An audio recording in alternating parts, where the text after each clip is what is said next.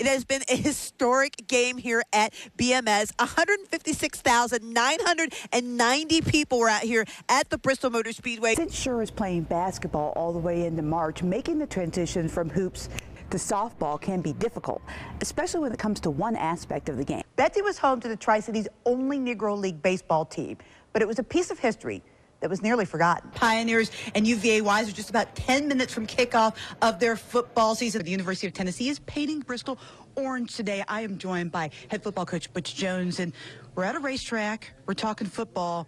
Battle of Bristol's on everybody's mind. Kind of feels like turn back the clock here in Johnson City tonight. For the first time in 2 years, we are playing basketball in the mini dome. It appears as if a win on the road at Appalachian State is worth 10 spots in the Associated Press Top 25 poll, as Miami leaps from 25 to 15 this week after a 45-10 win in Boone on Saturday. Virginia Tech has impressed one AP voter with its 49-0 win over Boston College. The Hokies got a single vote, which would put them 43rd if the poll went that far. Tennessee struggled at times with Ohio, but that didn't seem to bother voters all that much. The Vols are up one spot to 14th in this week's poll. For the Knoxville Holstons, leading off, Augie at the dish. 9. It's the history of America's pastime, live and in living color. So we're part of the Tennessee Association of Vintage Baseball. There's 11 teams across the state that play by the rules of 1864. The Holstons and the Machinists first played in Knoxville 149 years ago. They brought their rivalry to Piney Flats to help show how much the game has changed.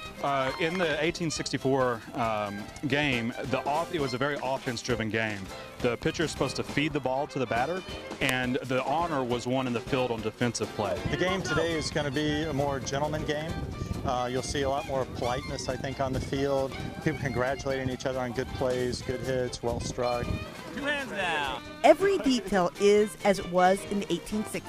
In the vintage bat, the only rule in the rule book for 1864 is that the bat couldn't exceed 2 1/4 inches in diameter. So the bat can be any length, any shape. It's going to look like the modern game of baseball, but there's a few wrinkles back to the 1864 rule book. First, it's barehanded, so we don't have gloves. And the second big rule is that we can catch the ball on the bound for an out. Bringing to life the evolution of the sport. So we hope they really get a sense that they're back in 1864 and seeing the national pastime in its infancy and how it was meant to be played. And showing just how far the game of baseball has come. Getting the facts right in Piney Flats. Heather Williams, News 5 WCYB.